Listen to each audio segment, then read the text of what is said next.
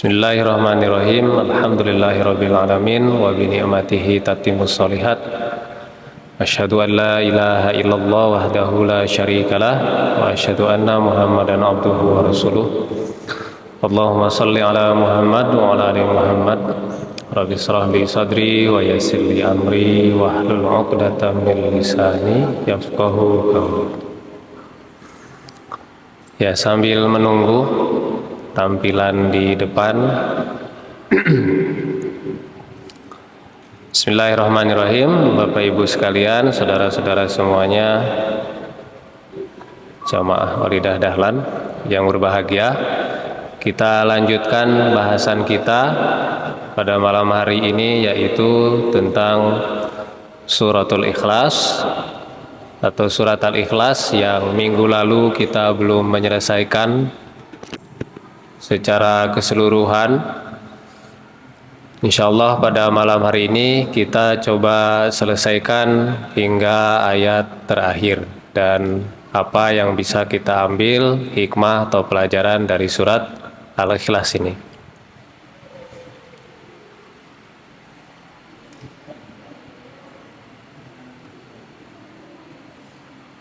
Kabel ini memang rusak ini, sebelumnya dipakai juga nggak bisa. Tadi sudah dicoba, Ustaz. Bisa? Bisa. Oh.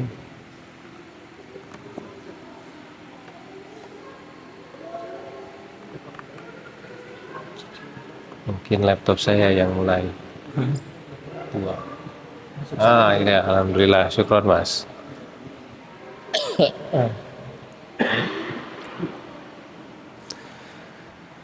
Ya, Bapak Ibu semuanya, kita kemarin baru di ayat yang pertama. Ini saya kasih tanda lah. Walaupun saya hakul yakin semuanya hafal surat Al-Ikhlas ini. A'udzubillahi minasyaitonirrajim. Bismillahirrahmanirrahim. Qul huwallahu ahad. Sedikit saya sampaikan kembali bahwa nama Allah Subhanahu wa Ta'ala itu pada hakikatnya sudah dikenal oleh orang-orang musyrik Arab sejak lama. Nabi Muhammad SAW itu tidak pernah mengenalkan Tuhan yang baru. Yang dia sampaikan itu sebetulnya adalah Tuhan yang disembah oleh nabi-nabi sebelumnya. Ya, yang disebut itu adalah Nabi Ibrahim, karena Nabi Ibrahim merupakan bapaknya para nabi. Dan yang disampaikan oleh Nabi Ibrahim itu Tuhannya sama seperti yang dibawa oleh Nabi Muhammad, yaitu namanya Allah Subhanahu wa Ta'ala. Tapi kemudian orang-orang musyrik Arab ini mengganti fungsi dari apa yang seharusnya mereka lakukan kepada Tuhan yang bernama Allah ini. Jadi pemahaman mereka itu tidak seperti pemahaman yang dibawa oleh nabi-nabi sebelumnya ataupun oleh Nabi Muhammad. Kalau di dalam tafsirnya karya dari Masjid ITB, Tafsir Salman, di situ disebutkan bahwa nama dari Tuhan itu dulu namanya El, atau kita sering menyebutnya juga Elohim, mungkin Bapak Ibu pernah dengar itu. Kemudian oleh Nabi Ibrahim dan keturunannya itu disingkat lagi namanya menjadi Ha. Sehingga kemarin minggu lalu kita menyebut Huwa itu bisa saja merujuk kepada nama lama dari Allah sendiri yang menjadi kebiasaan masyarakat yang hidup kala itu. Jadi kalau mereka ditanya siapa nama Tuhan mereka, ya mereka tahu. Wala in sa'altahum man khalaqas samawati wal ard was-samsa wal qamar la yaqulunallah. Kalau mereka itu ditanya siapa yang menciptakan langit dan bumi, siapa yang menciptakan bulan, siapa yang menciptakan matahari, la yaqulunallah. Mereka akan berkata namanya Allah. Jadi nama Allah tidak asing bagi orang-orang musyrik Arab kala itu. Tapi mereka sudah melecengkan, mestinya disembah tetapi difitnah. Kira-kira begitulah, sehingga mereka membuat sesembahan lain. Seperti disebutkan nama sesembahannya Lata, Uzza, Manat. Karena bagi mereka Allah itu punya anak, dan anaknya itu nama-nama yang tadi itu, nama perempuan itu semuanya itu. Dan kepada mereka lah mereka meminta. Nabi Muhammad datang menghapuskan itu semua. Nah, itu kira-kira penjelasan lebih dari apa yang kita sebut dengan nama Allah itu. Ya, kalau Nabi Muhammad bawa Tuhan yang baru, ya mereka akan makin menolak. Tuh. Mengenalkan yang lama saja mereka tidak mau. Tuh. Maka yang beliau sampaikan, nama Rob yang senantiasa ia sebut dijelaskan di dalam surat ini. Namanya adalah Allah. Ayat pertama menyebutkan bahwa Allah itu Esa, Ahad. Ada kalimat lain menyebutkan wa ilahukum ilahu wahid. Tuhanmu itu adalah Tuhan yang maha satu. Di situ tuh disebutnya satu, Bapak Ibu, bukan Esa, wahid. Wa ilahukum ilahu wahid. Kalau Esa di sini. Minggu lalu saya sampaikan satu-satunya. Saking esanya, Allah menyebutkan dirinya itu Esa yang berbentuk sifat hanya ada di ayat ini. Dan kalau kita mau menyebut sifat Allah yang Esa, pasti Allah menempelkannya dengan kata Allah. Allahu Ahad, bukan Allahu Wahid. Tapi di ayat yang saya baca tadi, wa ilahukum ilahu wahid. Kenapa Allah tidak menyebutkan ilahu ahad di situ? Karena pemahaman ilah pada masa lalu dan saya kira hingga sekarang itu orang macam-macam menganggapnya. Ilah itu, Tuhan-Tuhan itu banyak, yang kita tuhankan itu banyak. Jadi di situ tidak merujuk kepada sifat Allah, tetapi bagaimana kepercayaan mereka masyarakat dahulu melihat pencipta. Maka Allah menyebutkan kata satu di situ. Yang satu-satu yang lain yang kalian percaya itu dihilangkan, gitu. Harusnya yang dipercaya itu cuma Allah yang satu itu. Itu makna pertama. Makna kedua, wa ilahukum ilahu wahid, itu juga untuk menjelaskan kalau sifat Allah itu satu banyak. Nah, ini ya, satu banyak. Ada satu golongan di dalam Islam namanya Mu'tazilah, golongan teologi. Mereka suka ngomongin tentang sifat Allah. Kita kan mengenal Allah punya 99 nama. Ya kan, punya sifatnya. Sementara orang-orang Mu'tazilah itu tidak percaya kalau Allah itu punya 99 nama, berarti dia tidak esa, karena ada yang lain, termasuk kata somad ini, Allahu somad, ya, Al-Muhaimin, Al-Jabbar, Al-Alim, Al-Mujib, macam-macam itu, Al-Quddus, Al-Malik, itu nama Allah yang banyak, ya, ada 99. Mereka tidak percaya kalau itu disematkan kepada Allah berarti Allah itu tidak esa, kata mereka. Ya, kata golongan Mu'tazilah. Makanya mereka tidak percaya dengan sifat Allah. Kalau Allah masih disifati berarti mereka sama seperti kita, makhluk manusia. Tapi kelompok lain yaitu Asy'ari menjelaskan bahwa sifat Allah yang disebutkan itu merujuk kepada satu nama, yaitu Allah sendiri. Dan kalaupun Allah disifati dengan alim, dengan berpengetahuan, itu tidak bermakna bahwa pengetahuan Allah itu terbatas, tapi justru pengetahuannya tidak terbatas. Jadi tetap itu merujuk kepada satu yang esa, yaitu Allah. Jadi kalau Bapak Ibu mengikuti perdebatan kalangan teologi ini memang bikin pusing. Tapi poinnya tadi lah yang saya sampaikan, bahwa ada golongan di dalam Islam itu yang tidak mau menyebutkan Allah itu punya sifat. Tuh, Allah punya nama. Karena kalau Allah punya nama berarti dia tidak esa. Sama seperti Bapak Ibu nyebut saya Ustadz misalkan. Tapi di saat yang sama saya juga dosen. Di saat yang sama saya misalkan juga sebagai mahasiswa. Tapi apakah kemudian saya jadi tiga? Kan tidak kan? Ini bukan membenarkan keyakinan dari kelompok lain di agama lain ya. Jangan salah nanti ke situ. Berarti yang beragama 31 itu berarti betul. Ya tidak, kalau dalam keyakinan kita tetap salah. Kenapa? Karena mereka butuh unsur. Ya, Pak Rahmat merokok, ya Pak Rahmat. Di dalam rokok kan banyak unsur Pak ya.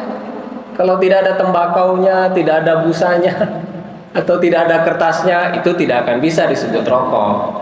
Ya, berarti rokok itu butuh pada unsur-unsur itu. Sementara kita meyakini Allah itu Esa, Ahad, dia tidak perlu unsur. Adapun nama-nama dan sifatnya itu bukan unsur yang membuat dia disebut Allah. Karena pengetahuan dari nama-nama yang disebutkan atas Asmaul Husna itu tidak bisa dibatasi pada pengetahuan manusia. Ahad yang kemarin minggu lalu kita bahas itu maknanya ahad dalam zat. Nah, tadi kita sudah ngomong, dalam zat itu maksudnya bagaimana? Dia tidak perlu unsur. Ya. Minggu lalu saya mencontohkan laptop, HP, jam tangan. Ya, jam tangan disebut jam tangan kalau ada talinya, kalau ada jarum, kalau ada baterai, kalau dia bisa dipakai di tangan. Itu menjadi unsur supaya kita menyebut itu jam tangan. Kalau ada unsur itu, tidak ada unsur-unsur tadi, maka dia tidak layak disebut jam tangan. Allah itu tidak butuh unsur untuk dia disebut Allah. Berarti zatnya itu Esa, Wahid, karena dia tidak butuh apapun supaya orang manggil dia Allah. Yang pertama, dari makna ahad. Makna yang kedua itu ahad dalam sifat. Nah, tadi saya sebut sifat, ya.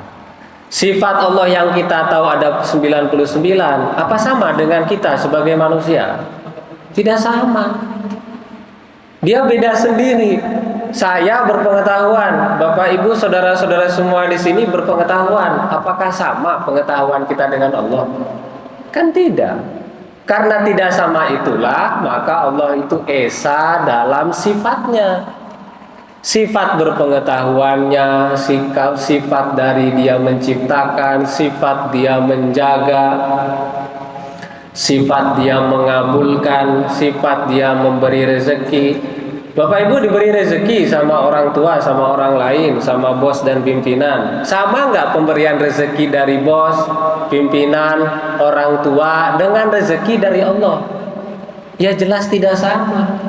Jadi ada kata yang sama dalam kehidupan kita sebagai manusia, tapi kalau itu ditarik ke Allah, itu tidak akan lagi sama. Apa misalkan? Ya, kata ahad tadilah sebagai contoh. Kan ada hari Minggu kan hari apa disebutnya? Nama lain hari Minggu. Apa namanya? Ahad kan? Padahal pengertian ahad, kalau setelah ahad itu tidak ada lagi hari yang lain mestinya kan? Jadi hari cuma satu karena kita nyebutnya ahad gitu. Tapi kok malah ada hari Senin, hari Selasa, hari Rabu, berarti mana itu salah. Kita yang salah memahami kata tersebut. Kenapa? Karena disematkannya kepada kebiasaan kehidupan manusia. Ya pasti beda maknanya.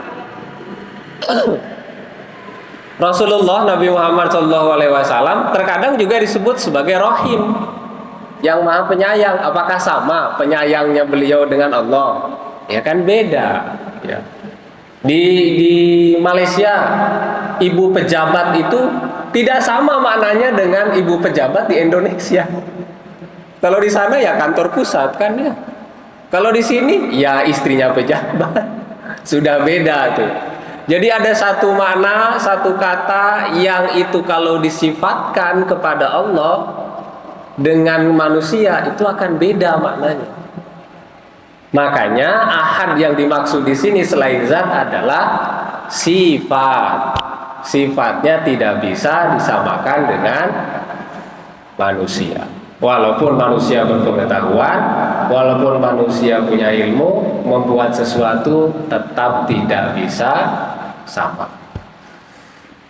Itu makna yang kedua dari ahad. Makna yang ketiga dari ahad itu bahwa Allah Esa dalam perbuatan. Ya.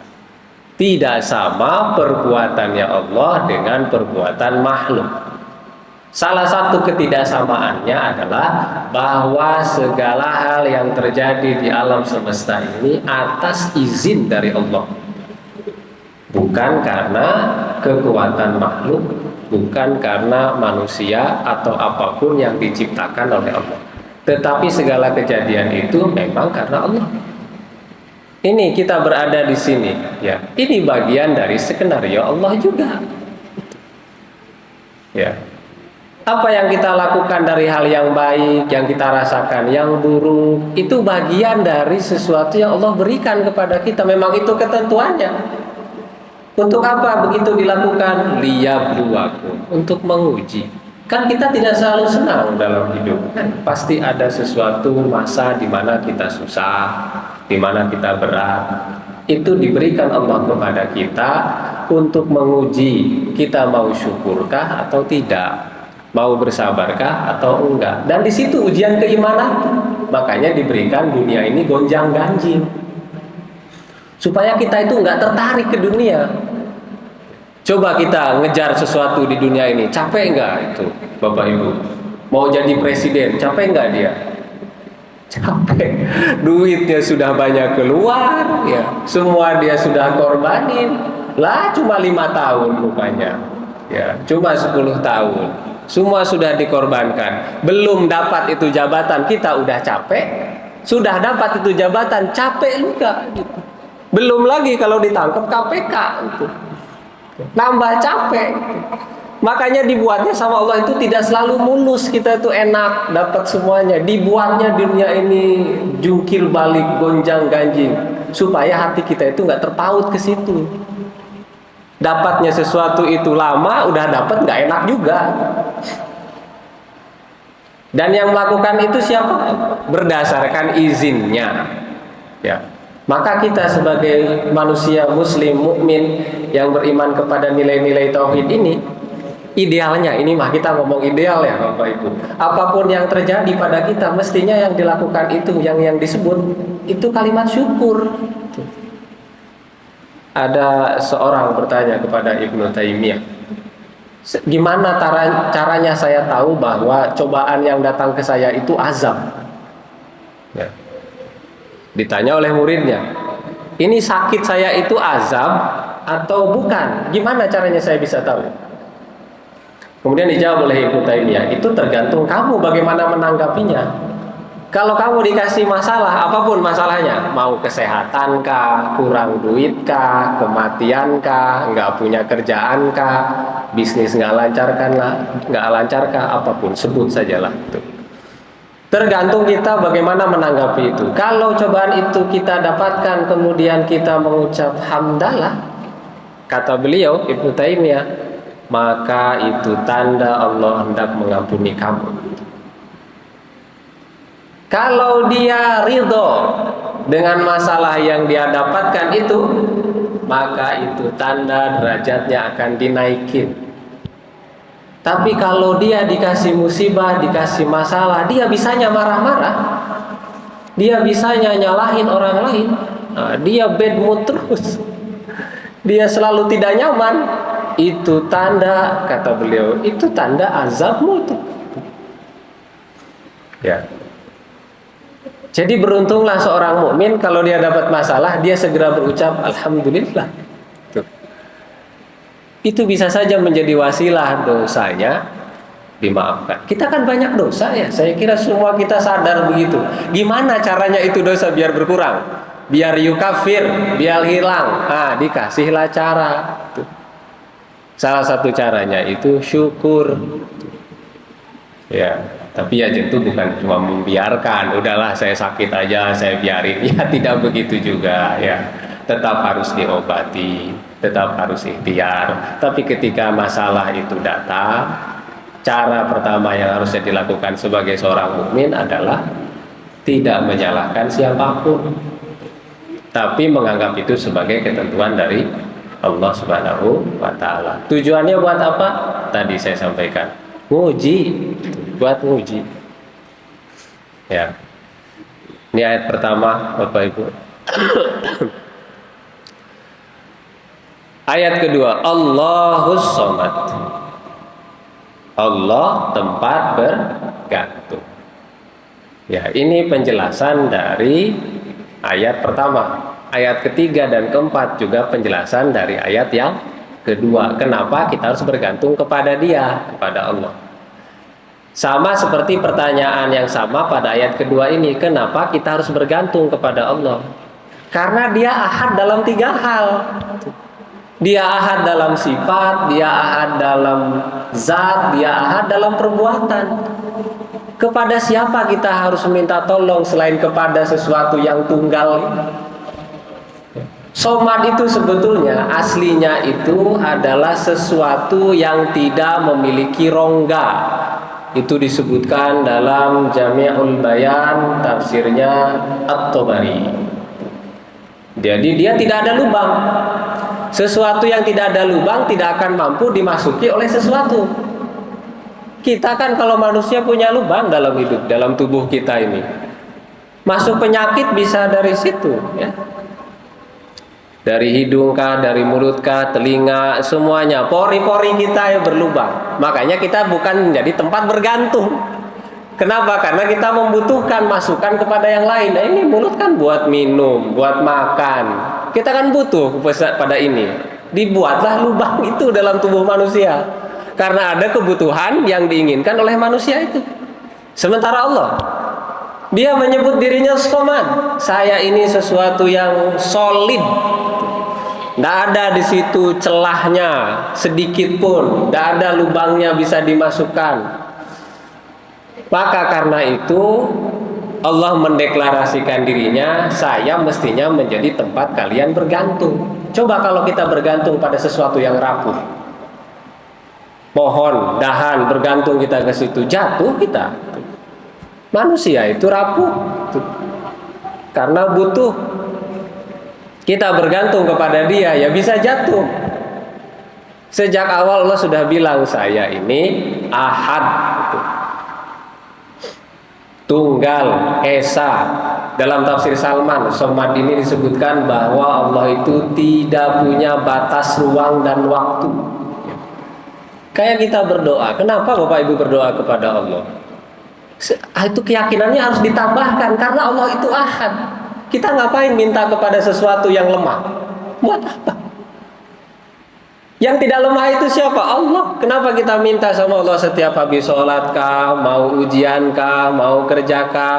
Karena di alam bawah sadar kita, yang kita minta itu sesuatu zat yang Dia tidak ada kurang di dalamnya. Kalau manusia yang kita selalu jadikan patokan untuk meminta, ya dia akan membuat kita kecewa, membuat kita tidak puas. Maka Allah memberikan jaminan kalau mau bergantung, ya harusnya kepada Dia saja.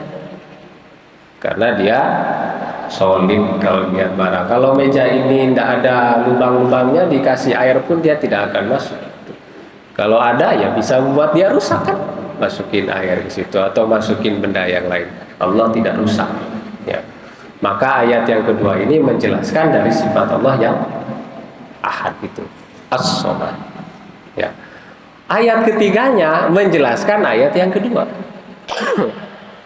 Tapi sebelum saya ke situ, ya, kita ini memang sebagai makhluk sudah diciptakan sejak awal bergantung, Bapak Ibu.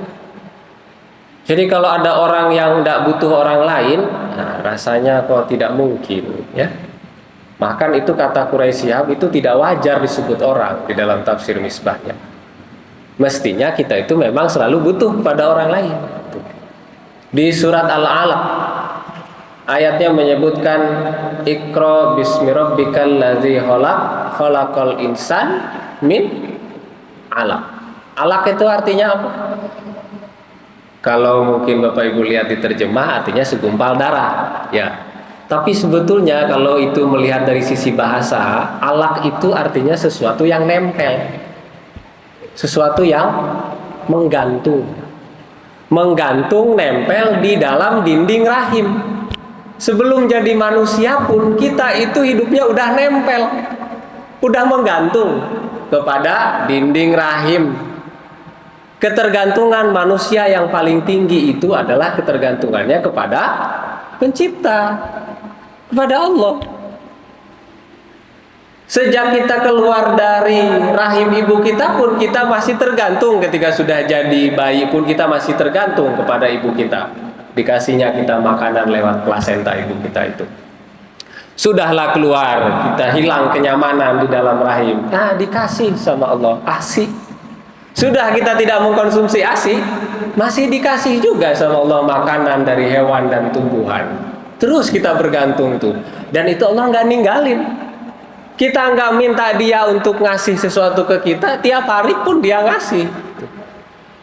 Jadi kan amat sangat zalim kalau kita merasa ditinggalkan sama Allah Subhanahu wa taala. Ya. Ma gharraka bi rabbikal karim. Masalahmu itu apa? Setiap hari ndak mau istighfar. Nah, itu kayak nyentil kita semua. Karena setiap saat bisa saja kita melakukan kesalahan dan dosa. Ya. Nah, ini dalam rangka kita memperbaiki diri. Lam yalid wa lam yulad. Dia kasih bukti nih ayat ini. Kenapa saya tempat kamu bergantung? Karena saya nggak butuh keluarga. Lam yalid, tidak dia dilahirkan, tidak melahirkan sesuatu. Kalau Allah itu punya keluarga, berarti kan dia butuh, ya kan? Butuh kepada anak, butuh kepada istri. Ya ngapain kita harus bergantung kepada yang seperti itu? Ini sederhana, mudah sebetulnya dicerna. Oh, dia dari sini saja kita pasti akan meletakkan diri kita hanya menggantungkan kepada Allah Subhanahu wa taala. Tapi jangan dipahami juga tidak tepat ya, Bapak Ibu. Udahlah saya bergantung rezeki saya sama Allah. Kemudian kita nggak mau ngapa-ngapain. Ya nggak bisa begitu. Ya ada sistemnya. Saya bergantung sama Allah atas minum dan makan saya. Tapi saya nggak mau minum itu. Ya saya akan sakit. Atau saya bergantung pada Allah. Saya makan makanan basi. Tapi saya baca bismillah. Kira-kira saya masih sehat atau sakit? Sehat atau sakit Bapak Ibu? Ya tetap sakit kan? Karena kita salah pakai sistemnya. Itu justru menggantung yang salah. Maka disebutkannya oleh Allah itu di dalam surat Al-Qasas itu, dahulukan dulu akhirat, kemudian dunia. Ya. Wabtagi fima atakallah darul akhirah wala tansa nasibaka minad dunya. Itu sistem yang Allah berikan. Iya, kamu minta sama Allah, tapi di saat yang sama ya kamu usaha juga. Masa kita mau di masjid terus? Ya. Habis ini selesai sholat isya selesai, biarlah hidup saya gantungkan sama Allah, saya mau di masjid saja. Ya salah. Kan kita butuh hidup, butuh makan. Ya berarti harus jalan sesuai sistem yang Allah jalankan. Kalau sakit ya berobat. Berobatnya yang benar. Ya sama dokter, sama ahlinya. Bukan datang ke dukun. Itu bukan sistem yang Allah ajarkan. Jadi ketergantungan itu bukan menyerahkan semua hal sepenuhnya kepada Allah Subhanahu wa taala. Air Zam-Zam tuh, Bapak Ibu. Itu karena siapa? Siti Hajar ya. Dengan anaknya Ismail. Apa dia minta langsung sama Allah? Ya kan tidak kan? Dia harus bolak-balik dulu. 7 kali dia bolak-balik Safa dan Marwa itu. Sampai dia akhirnya lelah, baru dia menggantungkan dirinya. Sudahlah, saya sudah tidak mampu, saya sudah tidak kuat lagi. Dikasih itu air Zam-Zam, kumpul ya. Sampai sekarang air itu habis? Enggak habis. Karena siapa? Karena kesabaran dari ibunya Ismail. Itu air yang menikmati bukan cuma ibunya sama Ismail, bukan cuma orang Arab, bukan cuma orang Indonesia yang ke sana. Semua muslim seluruh dunia menikmati air itu.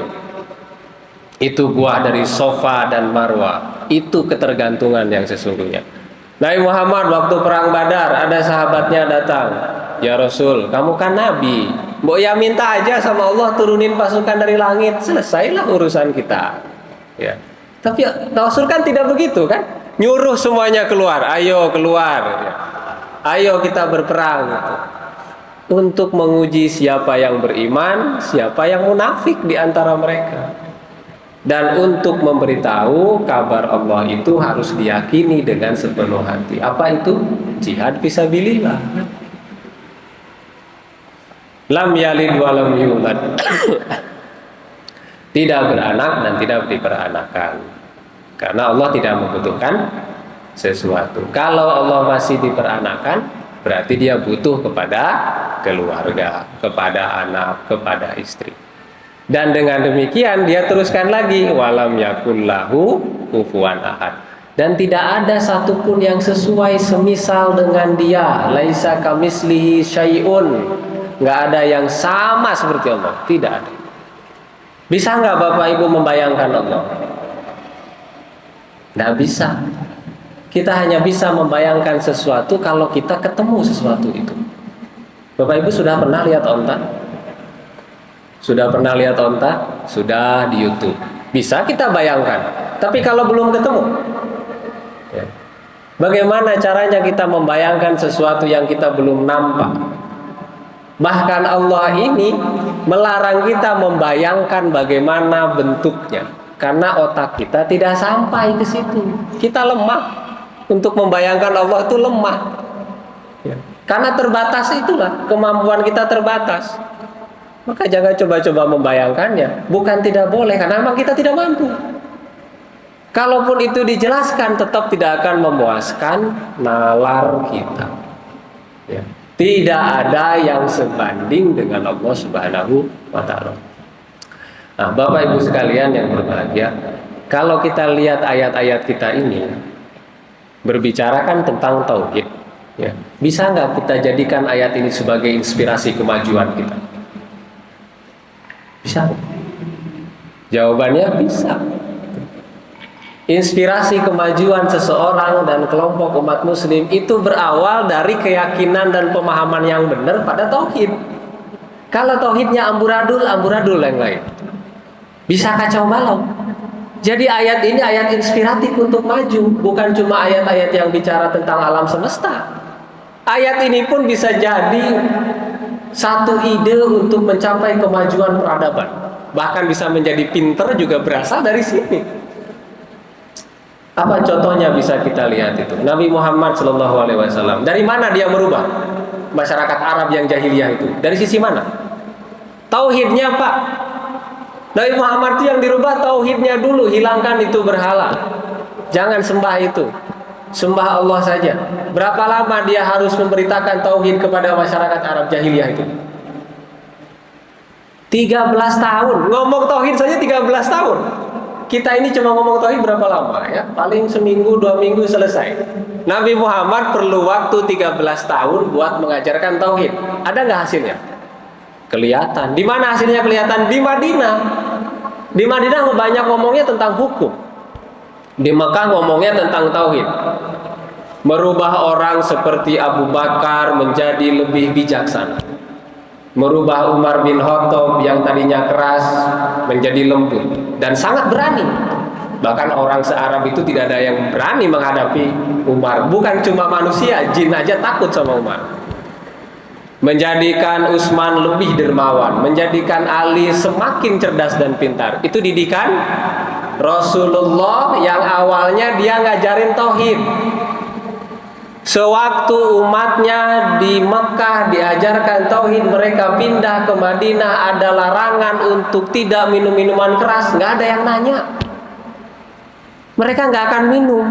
Kok ada yang nanya? Karena udah selesai, tauhidnya udah masuk. Sudah tidak perlu dijelaskan lagi. Ketika ada ayat turun tentang hijab, perempuan di Madinah disuruh pakai hijab, disuruh langsung, nggak ada yang protes, nggak ada yang nanya, ya, nggak ada yang nanya bentuk hijabnya bagaimana, semuanya ditutup. Sampai dalam satu riwayat disebutkan Madinah itu seperti perempuan-perempuan Madinah seperti sekumpulan burung gagap, karena tertutup semua dengan kain hitam. Berhasil tuh dari tauhid. Ya. Saya kalau ada mahasiswa saya nanya, saya kenapa Pak susah belajar, ya, belum dapat kerjaan, menerima ilmu itu susah. Nah, yang saya tanya adalah sholatnya dulu, karena sholat itu bagian realisasi tauhid. Sholat kamu gimana? Kalau sholatnya saja masih susah, masih berat, masih nanti-nanti, apalagi banyak yang sengaja dia hilangkan, ya jelas saja dia susah. Jelas saja dia berat karena tauhidnya bermasalah. Itu turun ke bawah, masih perjuangan itu pada masa Rasul, pada masa Khulafaur Rasyidin, pada masa tabi'in, sampai pada masa kejayaan umat Islam. Dari abad ke-6, tahun 700-600 sampai dengan tahun 1200. Di mana awal mula kebangkitannya itu? Mengenalkan dari sisi tauhid. Semua keilmuan kita bikin, kita ciptakan, karya-karya orang lain kita terjemahkan, kita sadur, kita kasih komentar, kita bikin karya baru. Dari mana itu? Dari tauhid. Ini ditegaskan oleh satu pemikir asal Iran, namanya Ali Syariati. Dia menyebutkan bahwa peradaban umat Islam itu adalah peradaban teks. Sejarah umat Islam itu sejarah teks. Apa yang dimaksud teks di sini? Ayat suci Al-Quran. Karena ayat-ayat Al-Quran itu yang membuat kita menjadi maju. Ayat pertama yang turun ke kita apa? Al-Alaq kan? Apa ayat pertamanya? Iqra. Apa artinya Iqra? Baca. Bukan sholat dulu yang disuruh, bukan haji dulu, bukan puasa dulu, tapi yang disuruh itu baca dulu. Sejak awal umat Islam sudah disuruh pinter. Sejak awal kita ini sudah disuruh cerdas dengan cara membaca. Walaupun di situ tidak dijelaskan yang dibaca apa. Iqra bismi rabbikal ladzi khalaq. Baca apa di situ? Tidak ada. Maka jika ada kata kerja di dalam bahasa Arab, setelahnya tidak ada kata benda, yang dimaksud itu umum. Jadi maksud Iqra itu tidak bisa dibatasi hanya kepada membaca tulisan. Bacalah sesuatu yang juga tidak tertulis. Baca ini fenomena di kita ini, ya. Baca fenomena masyarakat kita, baca fenomena negara. Bahkan kita bisa membaca satu dengan yang lain hanya dengan melihat mukanya. Ini orang kayaknya nggak enak diajak ngobrol, nggak enak diajak bicara. Kalau Bapak Ibu bisa begitu, kita sudah mempraktekkan Iqra. Jadi Iqra itu bisa bermakna observasi, bisa bermakna mengumpulkan, bisa bermakna menganalisa. Itu Iqra, itu yang disuruh pertama kali. Siapa yang nyuruh? Allah yang Ahad ini. Berarti tauhid itu punya peranan untuk kemajuan seseorang. Itu orang-orang yang judi online. Masih banyak ya bapak-bapak yang itu belum diberantas ya judol. Atau sekarang di Jogja beberapa waktu lalu ada outlet 23 ya, itu minuman keras ya. Kalau dia minum itu sebagai seorang muslim, ada masalah di tauhidnya nggak itu? Masalah. Kalau orang masih judol, masalah nggak dengan tauhidnya? Masalah. Jadi tauhid ini awal mula, ini tidak benar, yang lain itu jadi tidak betul. Jadi kehidupannya hanya ingin dipuja-puji, yang dia cari dan tuju hanya keinginan materialisme saja. Yang lain tidak dia pikirkan. Kehidupan setelah kematian ya nanti saja. Karena tauhidnya sudah masalah. Tapi kalau tauhid sudah dibetulkan, kesadaran yang lain akan timbul bahwa belajar itu perintah, bahwa mencari rezeki itu perintah, ngurus negara itu perintah, ngurus ekonomi itu perintah, pendidikan itu perintah, kesehatan itu perintah. Siapa yang merintahin? Allah Subhanahu wa taala. Siapa itu? Yang Maha Ahad itu. Jadi tauhid punya peranan penting dan besar dalam merubah pikiran seseorang. Nah, inilah Bapak Ibu yang bisa kita bahas di surat Al-Ikhlas. Mudah-mudahan ini banyak manfaatnya, ada pelajaran dan hikmah yang bisa kita ambil. Mohon maaf atas kekurangan. Demikian, syukron. Assalamualaikum warahmatullahi wabarakatuh.